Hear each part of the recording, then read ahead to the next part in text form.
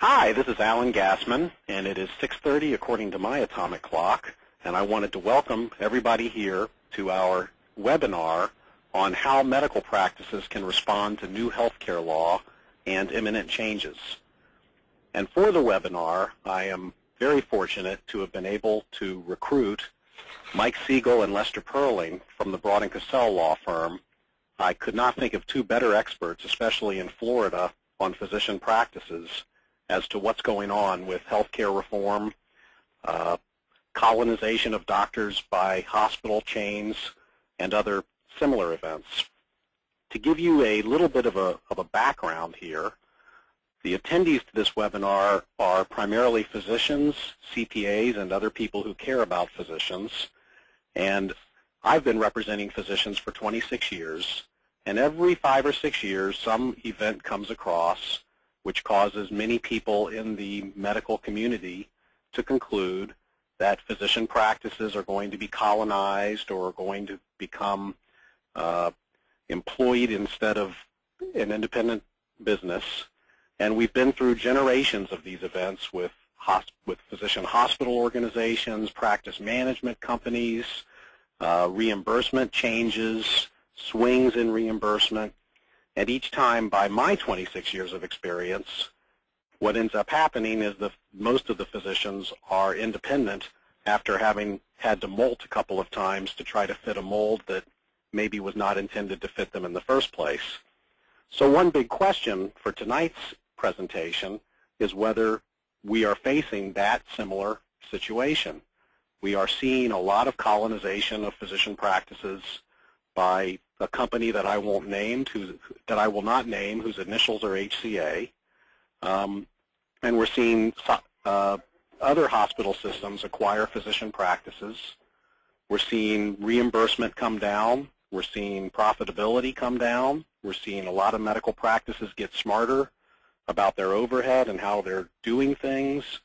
We're seeing healthcare reform, which may cause a lot more patients to come through the door eventually.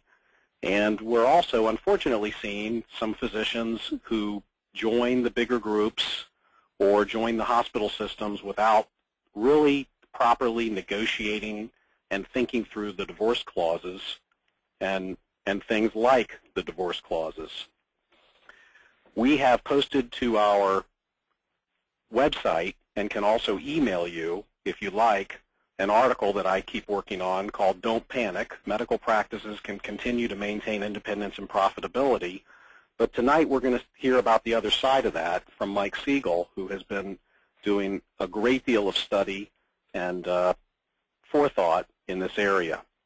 For all of you attending, if you would like to rehear and re-see this webinar or share it with a friend, if you just want to send us an email and let us know, we'll be glad to send you a direct link to the webinar.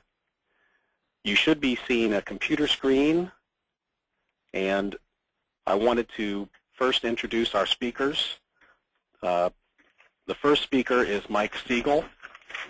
Mike has 35 years experience representing physicians. He has a master's degree in tax law from New York University, which is the best place to get a master's degree in tax law.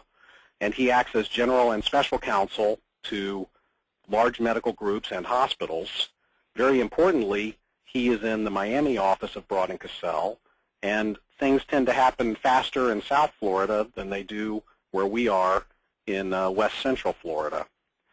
Mike has been very instrumental in developing IPA structures and in communicating with physicians and healthcare consultants about these structures. So he's a perfect match for talking tonight about accountable care organizations and other similar issues.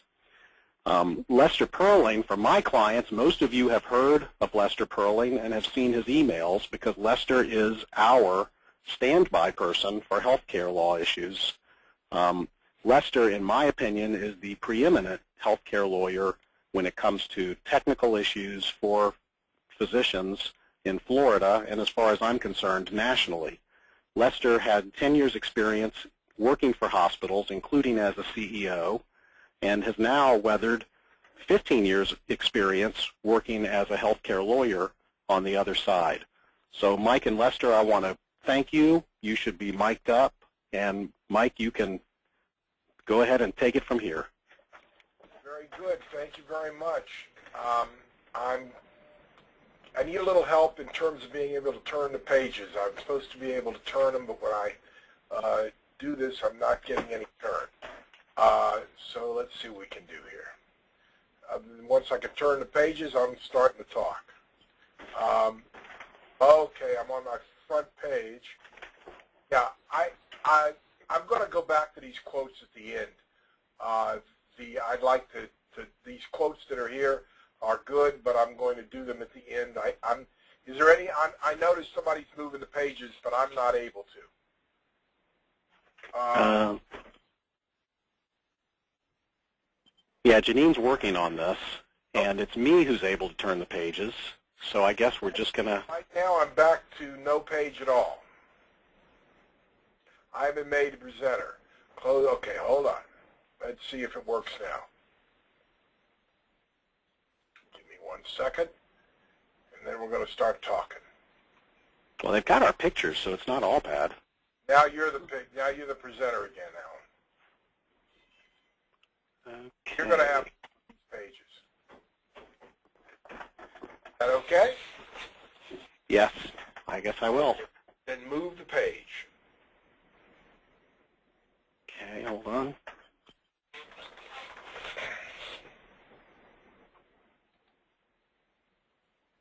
You know, Alan, I think I may have it. Take it away. Okay. First of all, for those of you who have heard me give this talk before, I've learned a little more since the last time I've given it, so hopefully it'll sound a little bit different. I prepared this PowerPoint several months ago after the enactment of ACA. ACA is now the new acronym for the Patient Protection and Affordable Care Act. They kind of took out the patient protection and just called it ACA. Now, the ACA has a massive amount to it, including bringing in about 30-something million new insured people, but that's not what we're going to talk about tonight. We're talking about how it directly affects physician practices. So what we're talking about is everything that's in this act, which is a lot, which is designed to, over time, change the way that physicians practice and are paid for the practice of medicine. And I'm showing you here, right after the law was passed, the New York Times focused on the fact that there's a lot more to this healthcare law than what they've just been telling the public every day, and said right here that there's a quiet revolution, very little to do with the healthcare legislation, but can have a big impact on that law's chance of success. And that's what we are dealing with now. So the big concept, the major thrust of the change in how medicine is supposed to be practiced in the future is a focus on a higher quality of care delivered at a reduced cost. Now, understand that in the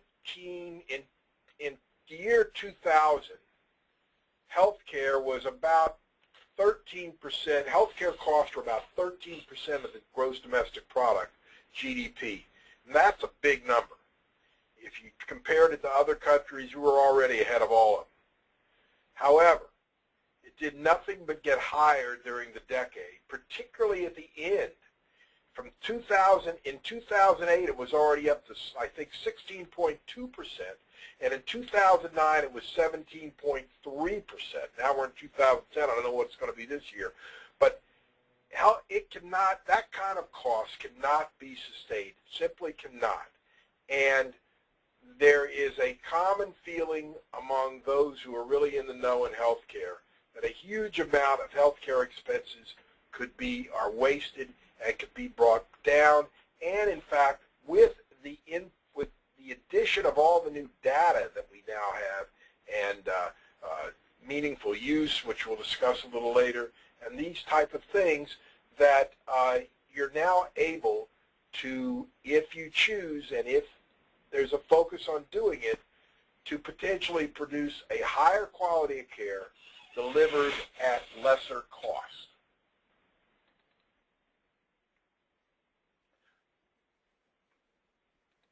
So, how's the government intend to do this? Well, first of all, over time, they want to phase out fee-for-service medicine. They don't want, remember, those of you who've been practicing long enough, remember back in the mid-'90s when capitation was the thing, and everybody thought capitation was going to come in big, where you got paid a set amount of money per month, per patient, and capitation never totally went away, but for the most part it did. Now, I think it won't come back in one fell swoop, but over time, there is no doubt, and I want you to keep remembering this, that there's no doubt that ACA intends to transfer risk. That risk is going to be transferred over time from the insurance companies to the providers. It's just the way. But it's not going to, one of the reasons we're telling you not to panic is they're not going to just do it tomorrow. And supposedly, they're going to give us time to adapt and understand, and before, in fact, that risk is moved in big quantities. Secondly, the government wants, as I said, to promote use of state-of-the-art intellectual technology. And they want to pay providers for performance and for outcomes, and to penalize those who don't provide good performance and outcomes. And they believe they can measure the performance and the outcomes much better over time with the new technology. Now, if you think about it, who wouldn't want to have better performance and better outcomes? The $64,000 question, that's not much money anymore, is how are you going to do it? They want to consolidate. One of the ways they're going to do it is to consolidate physicians and hospitals into provider teams, either through big integrated delivery systems, through employed physicians like through that nasty outfit that you mentioned, or into what we kind of call virtual groups, which are somewhat equivalent to IPAs, except far more sophisticated. There is no question that just like in the era of capitation, primary care physicians are back in terms of everyone focusing upon them. As those of you many of you may remember, in the capitation days, the idea was that everything would focus around the primary care physician, and that the primary care physician would choose who the specialists were. People didn't accept it. It didn't work well. In most parts of the country, it just wasn't accepted. And but they're going to try to bring it back in a different way. Encouraging wellness.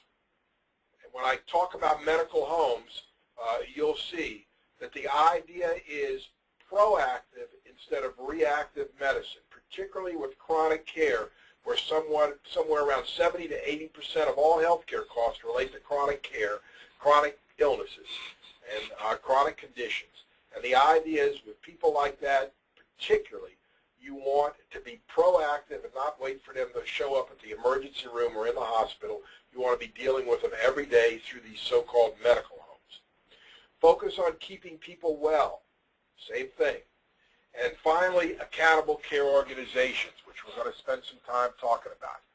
I'm telling you, this is a totally new orientation, and we have to get ready for it. Not panic, but get ready for it. Mike, can I ask a question of you? In the last slide, you had probably 3 of the 4 items were related, sounded very familiar to me. And if you go back in history to the start of health maintenance organizations, they were touting all of those issues: accentuate primary care physicians as gatekeepers, promote wellness rather than illness in treatment of illness, hence the name Health Maintenance Organization, payment in the form of capitation, all of those things. And it appears to have failed. So what's going to change now?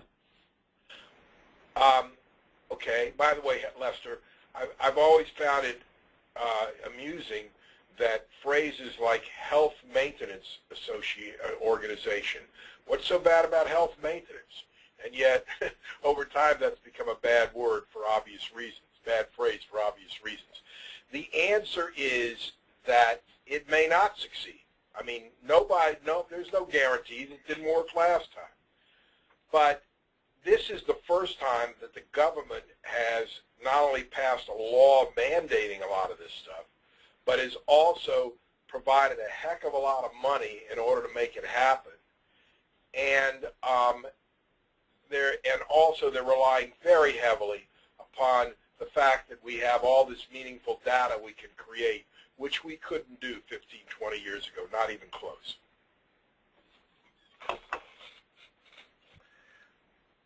Now I'm going to pass my cartoon. Nobody ever likes my cartoons, or if they do, they don't tell me. We seem to be living in a cartoon. Right. Okay. I mentioned that they're going to try to phase out fee-for-service. Right away, that brings chills up people's spines. But the government has concluded that fee-for-service basis is no longer advisable, and they want to modify and over time perhaps phase it out. No way are they going to phase it out right away unless you're Kaiser Permanente and you're prepared to take full risk. But for groups of doctors and hospitals just trying to organize, they're not going to phase it out right away, but they are going to start moving in that direction.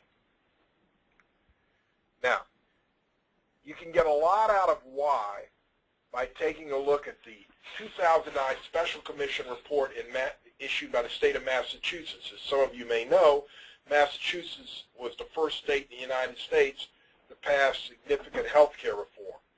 And in this Special Commission report, Massachusetts concluded that fee-for-service medicine was deficient in all following respects. Number one, rewards overutilization. The more you do, the more you get paid. In fact, Massachusetts would argue that while that the often used argument that we have to do more tests because of concerns about medical malpractice is only partially accurate. That may be indeed an issue, but that more tests are also conducted by people who just want to figure out a way to make more money, particularly as reimbursement goes down. Second, fails to recognize differences in provider quality or performance. You get paid the same amount of money no matter how well you do. You just write down the code, and assuming that you actually did the work, you get paid for it, whether you did it well or not so well. It encourages the use of high-margin services rather than low-cost alternatives. Why would you want to use a low-cost alternative if either a high-margin or a low-cost will give the same or almost the same quality of treatment to the patient? Why wouldn't you want to use the one where you could get paid the most? Because that's the way fee-for-service focuses, and that's the incentive it provides. Also said it fails to compensate for care coordination. One of the ways, as you are going to see, that the government wants physicians to change is they want physicians to coordinate, kind of like Mayo Clinic Light. Mayo Clinic has been providing coordinated care for 100 years.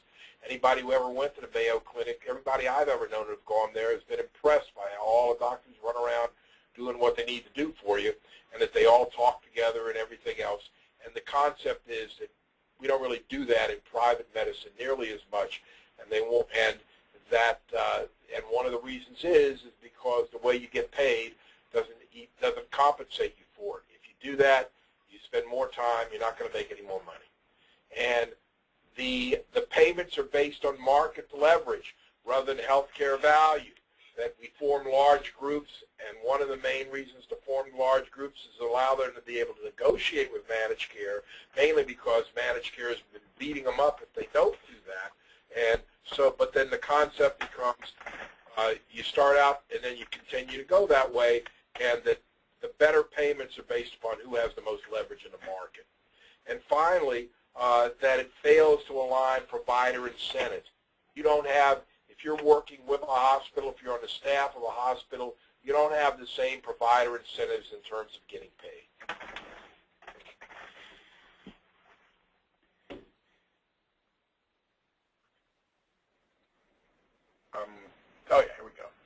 Now, ACA contains several provisions.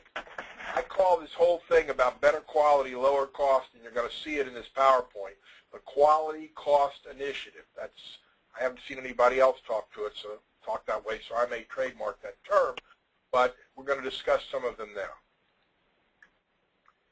Okay. This one, I'm sure you've been reading and hearing a lot about. They have a seminar just about every day on this subject. By the end of 2011, ACA is supposed to set standards for groups of providers to be recognized as accountable care organizations.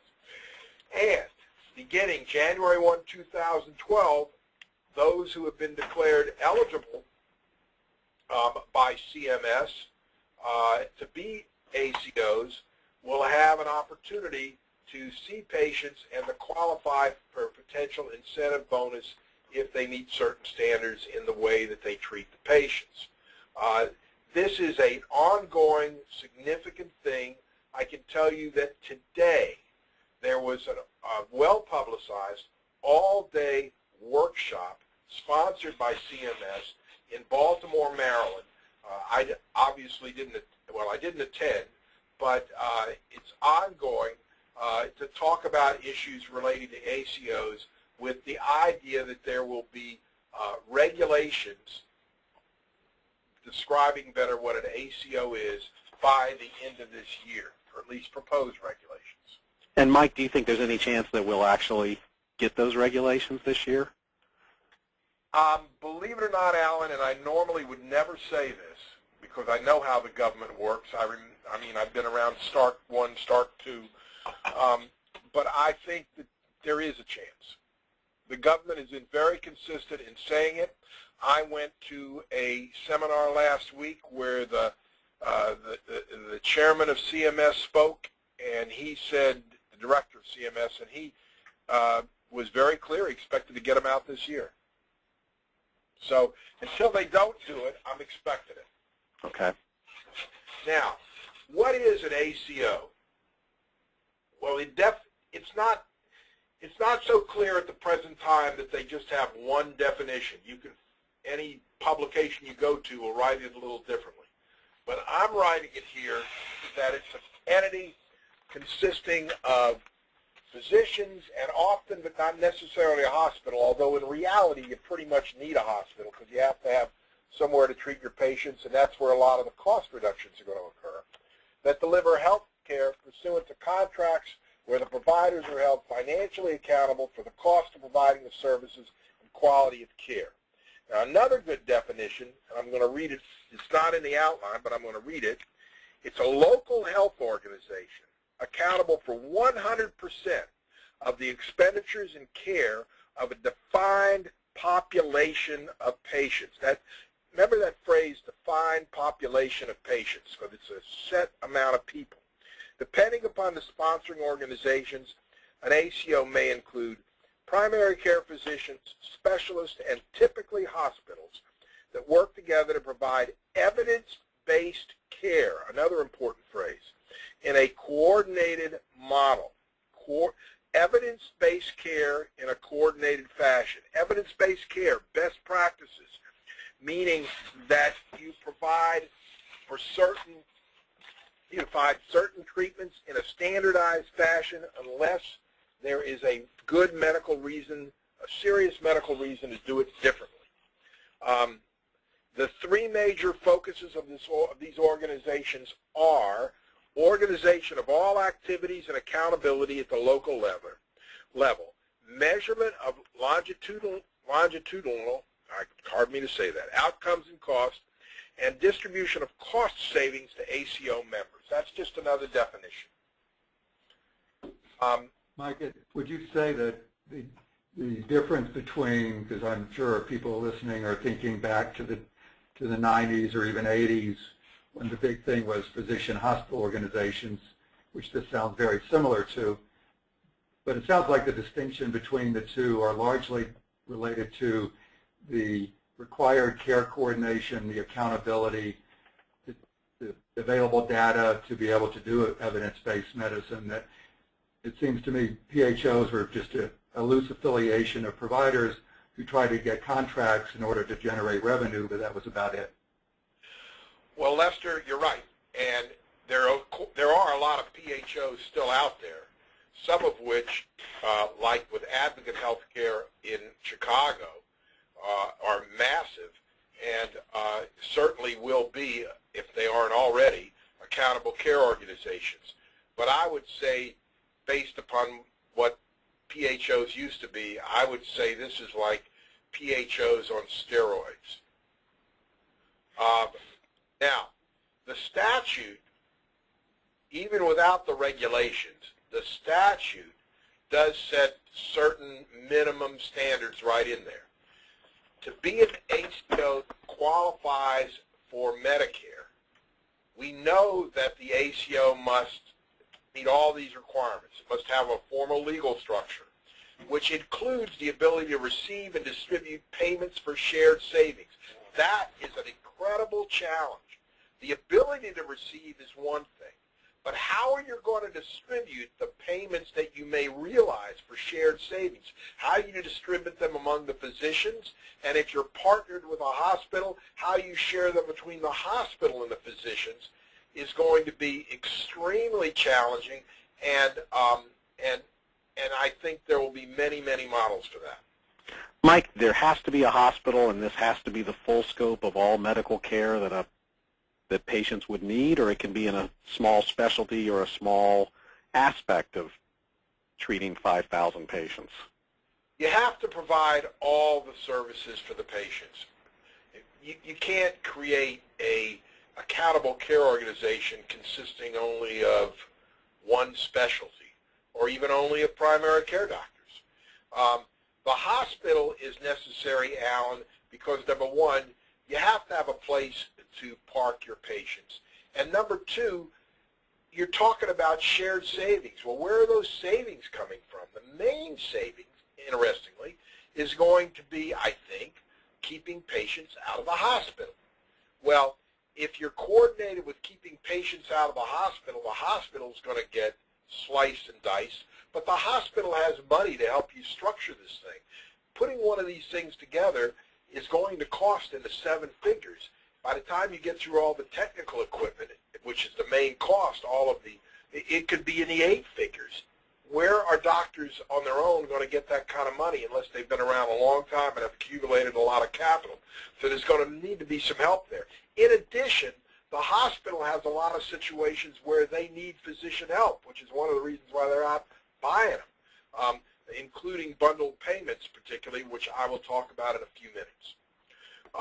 You have to care for a minimum of 5,000 beneficiaries. Well, those in this business know 5,000 beneficiaries really isn't that many.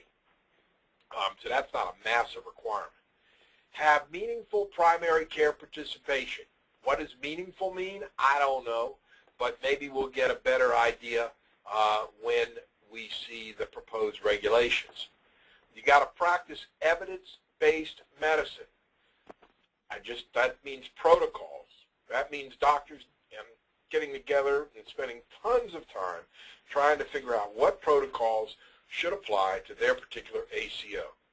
I read an article about a little over a year ago in the New York Times Sunday magazine about a huge, a very successful integrated delivery system in Utah known as Intermountain. Some of you may have heard of it. And they're very focused on evidence-based medicine, and they had a long talk with the CEO who went into all kinds of details about how they do it. Finally, to have and utilize clinical and administrative systems. Again, this is what I call the meaningful data situation. And you have to have that kind of equipment. And I think they're going to be, we see these regulations, they're going to get into quite a bit of detail about what they expect. They probably discussed that today at the workshop. Micah, how much money are these ACOs going to earn? Is this going to be worthwhile for any entities other than hospitals to be involved with ACOs? Well, that is too an interesting question. Now, I can tell you that initially they're going to pay Medicare rates, whatever those may be. Somebody raised earlier today about what's going to happen at the end of November when once again we come to it as of the end of November, the extension on rates it's going to end, and if they don't do something, rates are going to go down massively for how much you can get paid for doing Medicare. So, but assuming that gets corrected, which is a big assumption, then you get paid full Medicare rates in the initial concept, and what you get is an additional potential payment to the extent that you can achieve savings in terms of cost and you can provide better quality. So at the beginning, Alan, it's upside, not downside.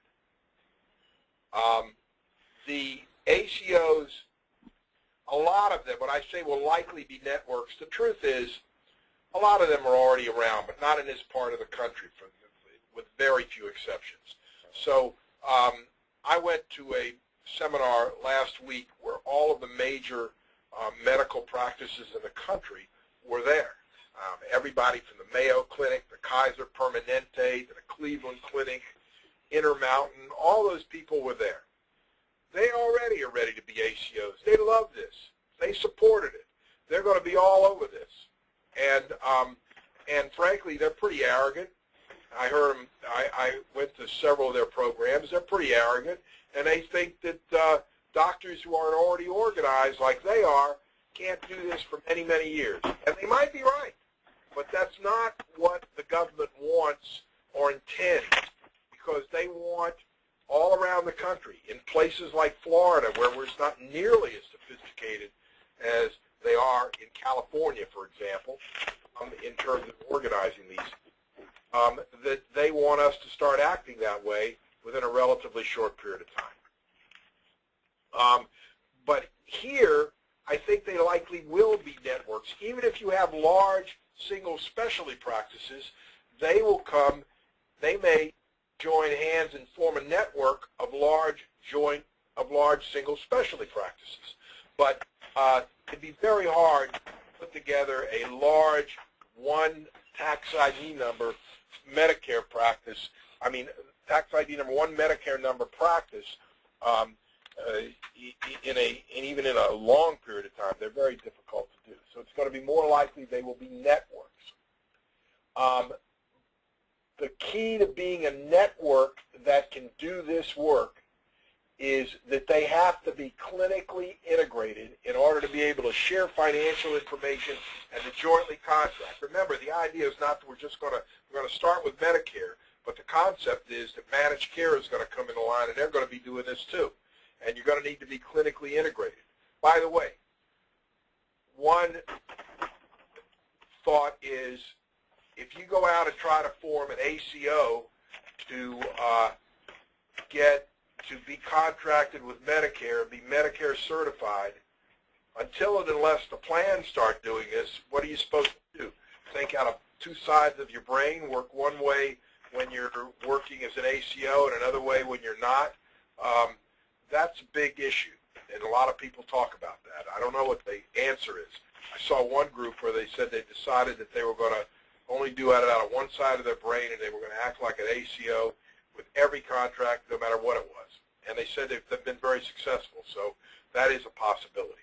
And Mike, do you think that the Department of Justice is going to allow doctors integrated in ACOs to bargain with managed care plans? Well, interestingly enough, there was an announcement today by the federal government. They announced right at this workshop, and it's already out of the news, that they are going to look at modifying some of the language in their, with regard to their antitrust guidelines, which I'm about to talk about here, as to what it is now. But they're about to modify it to make it easier to be able to do just that. Okay. Now, now as I said, they say here, from all these acquisitions of physicians that supposedly the hospitals, a lot of them are already working on their ACOs. I know them well enough to know that they're all over the ballpark on this. Some of them are doing that. Some of them haven't quite figured out what they're doing yet. Now in 1996, the Federal Trade Commission and Department of Justice issued joint guidelines regarding antitrust issues. That's where they initially defined what you have to do to be clinically integrated, so that even if you're a network and even if you're not doing capitated medicine, you're doing fee-for-service medicine, that you can still share financial information. Actually, since 2002, there have been 3 published cases where the FTC held that networks were clinically integrated. Lester, all of these were PHOs of one sort or another. One is Med-South Inc., which is in Denver. That was the first one in 2002, and it was updated in 2007. The Greater Rochester Independent Practice Association, or GRIPA, decision was cited in 2007. It's actually an opinion. And the third opinion in 2009 was TriState Health Partners, which is in the Hagerstown, Maryland area. Others are doing this without a formal written approval, like Advocate, which I mentioned to you, the one in Chicago. Now, TriState is the most recent. First of all, when you read these, you can get a very good indication of the kind of qualities that the government will be looking for. Some of these qualities are reflected in the statute that I already read to you, but it gives you a broader sense of what the government is probably going to be looking for, subject to today's announcement that they're going to make further modifications to allow to be more proactive on allowing groups to be able to collaborate together. But in TriState, they ultimately gave TriState a favorable opinion, partially because they thought that the model, which was a network model in which the doctors collaborate together, that it had the potential to create substantial integration and collaboration among the physicians in the hospital, which could create significant efficiencies. And look at here, improved quality of care performed in a more cost-effective manner. This is nothing new. They also said the joint contract was related to the goal of delivering coordinated care reasonably necessary to implement the model and achieve the desired efficiencies. In other words, you can't go to your managed care plan with your new network and say, okay, we now have this terrific network. We want you to double what you're paying us, or all our doctors are going to quit using you. We're going to all resign from your plan. That would be a no-no if you're a network. On the other hand, if you went to the network and said, we need more money, we want to get paid more, but the reason we want to get paid more is because we need to implement our model and we need to structure it and we offer you a lot better product, that is okay. So it's the difference between how you present it and how you do it. Now, in the case of TriState, the government was they thought it was very important that the TriState doctors who were in the network operated on a non-exclusive basis. In other words, let's say that they had a contract with Blue Cross Blue Shield, and they said, well, with Blue Cross, all our doctors are going to be performing services through the network. You can only refer to doctors who are in our network, and nobody can contract with BCBS outside the network. But we don't have a contract with United Healthcare, so with United Healthcare, everybody can go do whatever they want, get their own contracts. The problem with this, this sounds good in theory, but there was an article in Modern Healthcare maybe a month ago in which the author said that GRIPA, the one that I mentioned, the Greater Rochester, had, since they got this opinion, had not received any new contracts because the plans didn't want to contract with them, probably because they could get better prices by not going through this big network, but by contracting with doctors separately, so with a double-edged sword. Okay, what were the common elements for the clinical integration? What did they all say, that all of which I think we're going to see in these regulations? One, they had a common EHR system. Two, a strong PCP element, primary care. Significant amounts of clinical protocols already, and they were creating more. A lot of leadership. Physicians aren't just talking, they're working. They didn't want to see a situation where they went out and hired somebody to do all the work. They didn't mind you hiring people, but they wanted the physicians involved. The physicians were required to invest money, time, and effort in developing the model. They wanted them to be vested in it. And finally, some significant data systems. Physicians required to use it, so that, for example, if you have a patient come into your system and all the doctors in your network are basically the only people seeing those patients, you can look into the system and you can find everything that's, you can go onto your computer and get all their medical information in about 10 seconds. One thing I didn't list here, but which is important, of course, is this whole idea of being able to collaborate on patients in a much stronger, better way than is, for the most part, is currently the case. And I gave you their websites. They all have websites, and I suggest if you're interested in this, you take a look at their websites. You'll find lots of interesting information. Now,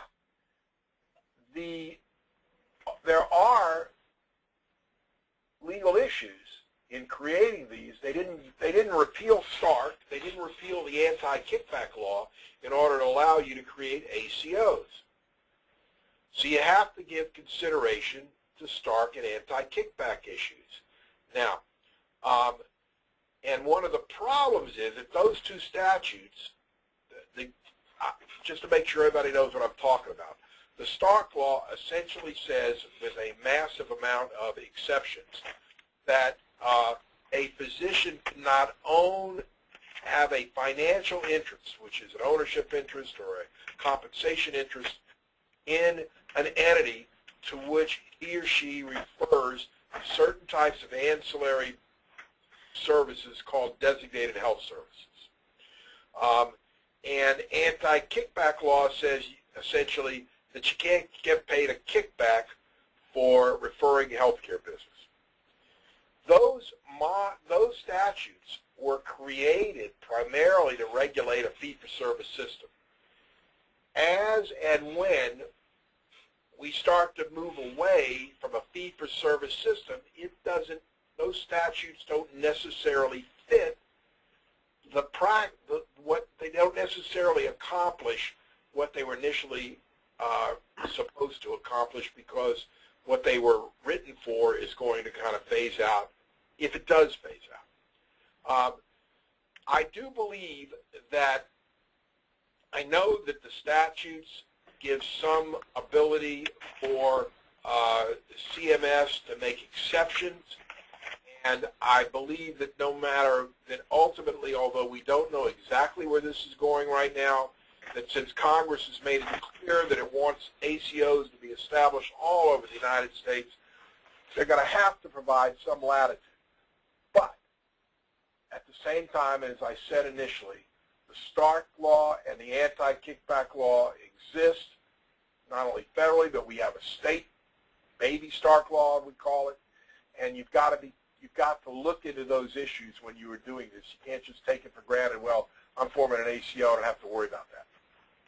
Mike, I think we should mention, too, that there's another key regulatory provision that impacts on what Congress is trying to do here, which is a provision that allows the OIG to impose a civil money penalty against Medicare providers who are essentially rewarded monetarily for limiting the care that Medicare recipients receive. And that particular provision has been a big hurdle in hospitals' efforts to do gain-sharing arrangements with physicians, i.e. share cost savings. And the OIG has, through advisory opinions, offered a little bit of leeway there. But that's another important regulatory issue that's going to have to be, well, the providers are going to need to consider now before the laws change, and that certainly Congress and the OIG are going to have to consider in terms of amendments to make this a bit easier, because right now that's, at least theoretically, a risk. Mike, you're at about 10. We have about 10 minutes. I know. I'm going to start moving a lot faster, guys. I just saw that myself. All right, so I'm going to have to move faster, but I want to try to get through this. In beginning next year, there is going to be there's a quasi-independent division of CMS called the Center of Medicare and Medicaid Innovation, or CMI, that is going to become operative. And it's quasi-independent. It's funded with about $10 billion. And the basic idea of CMI is to come up with all sort of inventive programs, some of which will work, some of which ultimately won't work, in order to try to meet the goals of better quality, lower cost. Medical homes. Medical homes are already becoming and are continuing to become very popular. Remember, I told you that a very substantial amount of the cost in healthcare are with respect to chronic conditions, people who are chronically ill. The main idea of a medical home is that it is supposed to be driven by primary care, although one of my pet projects is the idea of having cardiologists, for example, who deal with people with chronic heart disease. But the concept is to be proactive in trying to keep people well. And you can look at there are many definitions for a medical home. You can find all sorts of information on the net about it. And I'm very familiar with it, but I just don't have time to talk right now. But the idea, again, with medical homes is to, with chronically ill people, to give them better care at less cost. I do know that there are medical homes out there operating successfully, doing very well financially, even in the fee-for-service payment environment where they're not getting incentives for the type of stuff we talked about earlier. There's a Medicare medical home demonstration program that's supposed to begin in 2012 under ACA. By 2013, the government is going to start to develop, test, and evaluate alternatives for bundled payments in a national voluntary pilot program. What the heck is a bundled payment? Well, a bundled payment is essentially a form of capitation. A single payment is provided for a procedure performed in a hospital. For example, let's take a knee replacement. I had a knee replacement. So if the idea would be that this ACO with the hospital that we're talking about would get paid a single payment for providing that service in the hospital, and that not only covers when you're in the hospital, but covers both before and after the hospital, because the government's very focused on readmissions. They don't want nearly as many readmissions. They believe that readmissions are far too high in this country, and they want to shrink them. So they would pay you a certain amount of money, but that covers everything, and you're at risk for the readmissions. There is right now a demonstration project going on in 6 different health systems, in Texas, etc., that covers 3 days before to 30 days afterwards. Geisinger Proven Care. Geisinger is a big integrated delivery system in Pennsylvania. They have their own product that offers a 90-day guarantee. So this is already out there, and it's going to expand over time. The government is going after hospitals. They are prepared in this value-based purchasing program. Here's what they're essentially going to do. They're going to take all of the reimbursements that they would normally give to the hospital for services rendered in the hospital, and they're going to say, okay, we're going to take 1% of that, we're going to put it in this big, big pool. It's going to be a heck of a big pool because they're going to take it from every hospital in the United States. And now every hospital in the United States is get reimbursed 1% less than they were before in their DRGs. But at the end of the year, they're going to get a report card with all this data, the meaningful data we have now, and the government will determine after you send in all the information, which you'll be doing over the course of the year, the government will then rate your report card. If you get an A, then boy, you not only get your 1% back, but you could get 1.5%, 2% back. If you get a B or a C, you won't get as much. You get a D or an F, you may never get your money back. And to make things worse, nobody's sure how quickly they'll do this. So in other words, you could put in this pot in 2013 to hold your money. Who knows if they'll get it back in 3 or 6 months after the end of the year? Unlikely. Could take a year or two. The government's notoriously slow. But the hospitals are scared to death that they're going to go broke by not getting this money. And that's one of the reasons why they're encouraged to work with the physicians and why they're pushing hard to hire them.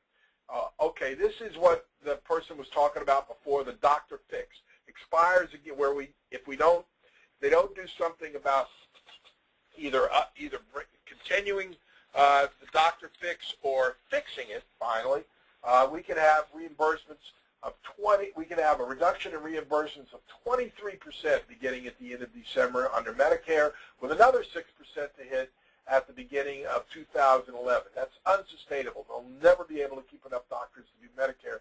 That's why something absolutely has to happen. Notice everything right now is money, money, money, money, money, and less of it. Also, in addition to the 1% DRG, if their reimbursement admissions rates are really too high, the government could reduce reimbursement rates by as much as 3% to hospitals. They are really focused on reducing their readmission amounts. I'm thinking that sooner or later, the way we're going, we're going to have to barter. Again, high tech wasn't the topic of this speech, other than to tell you that this is part of what the government's counting on to be able to create meaningful data. As you know, as most of you I'm sure know, that we're now counting the clock. If you want to get, you have to bring in some expensive new equipment. Some of you may think you already bought it, but I guarantee you that it's going to have to be fixed because it won't possibly qualify for the new regs unless you've done something since they were issued. The first tranche of this is at the end of 2011. ARA is willing, under ARA you could get stimulus funds of up to $44,000 per physician, but you have to meet the very extensive and technical meaningful use requirements, which are created to apply in 3 stages: 2011, 2013, 2015. If you don't, you're in big trouble. So what are the conclusions? Hospitals and physicians are going to have to come together in ways they never have before. You're either going to have an employment or you're going to partner with hospitals. If the physicians form their entity, their network, to partner with the physicians in order to contract with managed care companies or even Medicare, you have to be clinically integrated. And all those issues I talked about, clinical integration, will apply. If you want to remain independent, if you don't want to sell out to a hospital, while you shouldn't panic, now's the time to seriously consider starting the formation of an ACO, because these things aren't going to happen overnight. I don't think there are going to be a lot of ACOs in Florida ready to be Medicare certified at the beginning of 2011. It's too tough. But if you start now, it never hurts to be the first on your block and to get there slowly, efficiently, but as quickly as possible. You can certainly start networking with the other physicians who you want to work with to try to have at least a support network when all these bureaucrats, hospitals, and insurance companies start blowing a lot of smoke at people and scaring people and buying them for less than their practices are worth. It is certainly a time to get together and not to fall apart. And becoming better educated is extremely important. Note all the things I say. If you have a physician-dominated ACO, the type of stuff you need. This takes time, it takes effort, it takes money.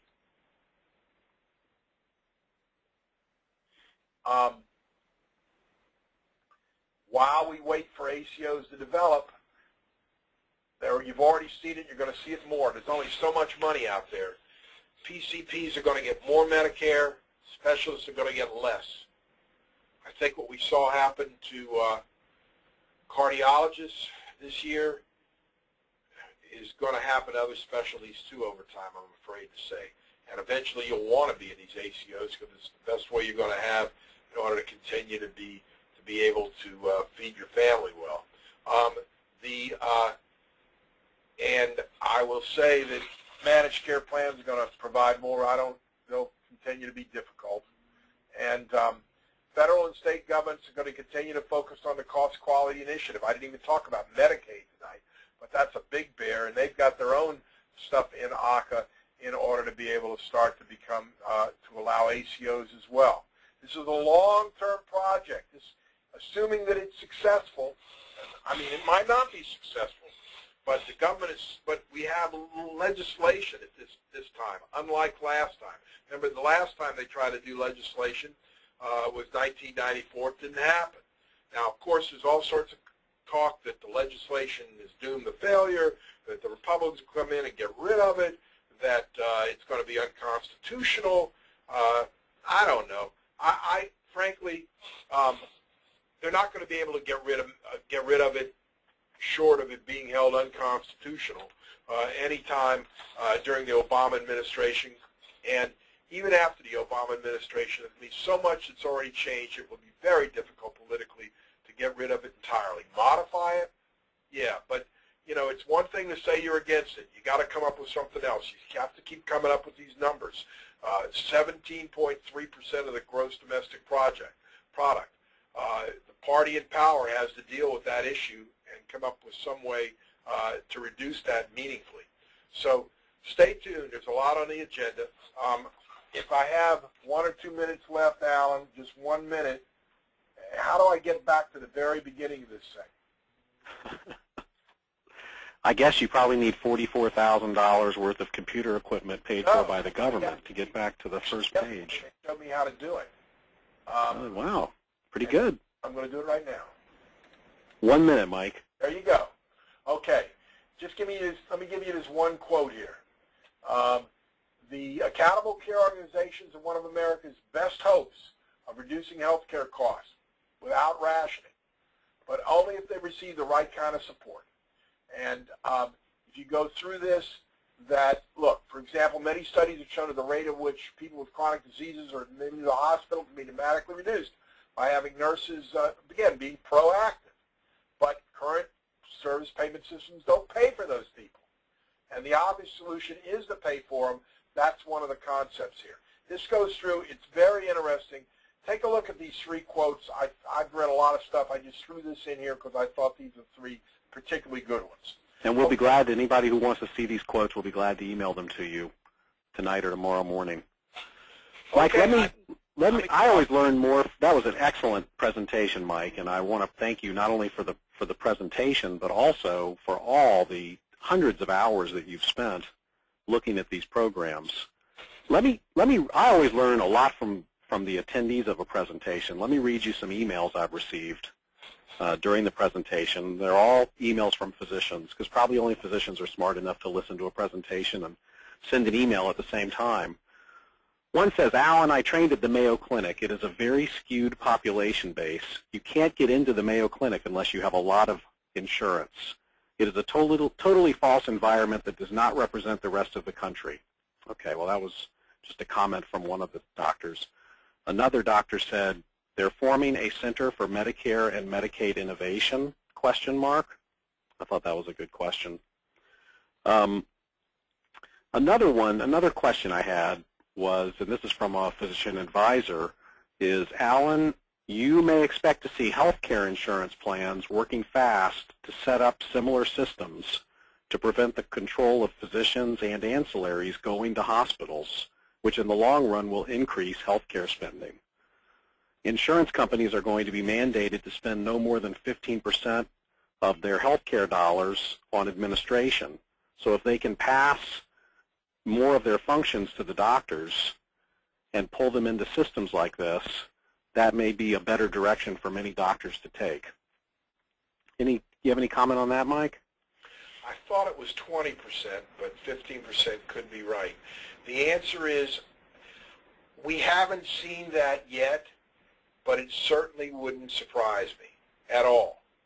And I expect he's probably right. Yeah. Here's another question. And Lester, I'm interested in your answer on this. Are you there with us still, Lester? I'm here.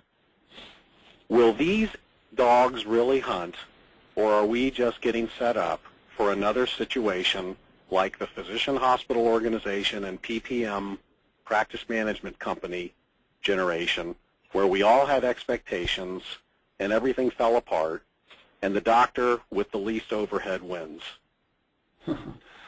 Well, I think Mike's point is well taken, that the distinction today from PPOs and other things that happened in the past is that those are really more market-driven, and for various regulatory and business reasons just didn't work. Now we're dealing with legislation and significant degrees of funding. So I think, in spite of my earlier question, I do think that there's a difference. And I suspect that in some form or fashion this is going to happen.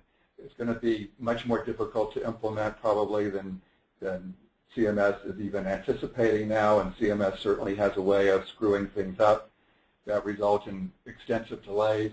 So I think there's going to be a lot of fits and starts, but I agree with Mike that something has got to be done given the amount of money being thrown at health care when the United States ranks fairly low with regard to most statistics in terms of life expectancy, morbidity, mortality, etc. We're not getting the bang for the buck, and you know, although it's a politically difficult pill to swallow, at some point, you know, the country's going to have to swallow it, and I think this is probably the first step. Okay, and then the last question I have, the largest amount of healthcare spending is for hospital care, about approximately 40%. How would hospitals be willing to accept a reduction in that, whether it's absolute or relative, by paying ACO physicians a fair amount? Okay, the answer, you want me to answer that? Yes, please. The answer is, number one, because they're going to have to. And secondly, if they're part of the ACO, the question is how are they going to split that money? And they're certainly going to want part of the split, and probably are entitled to get it if they put a lot of money in to make these things happen in the first place.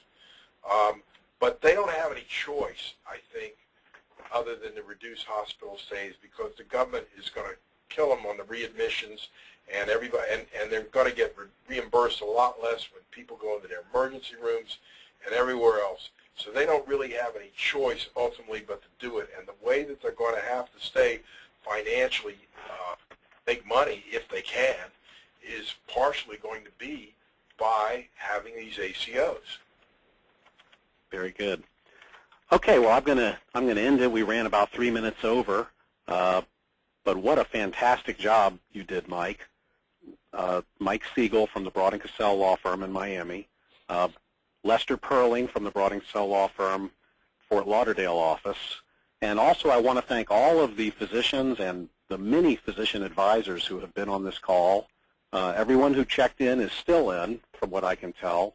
Great questions. I'm sorry I wasn't able to read them all. If you have any further questions for Mike or Lester or me, or if you would like to voice disagreement with any of us, please feel free to send any of us an email. We'll pass it on and help you however we can. Also, if you have other topics you'd like to hear about or see, please let us know, and we'll be glad to make that happen for you. Have a great evening. Thank you.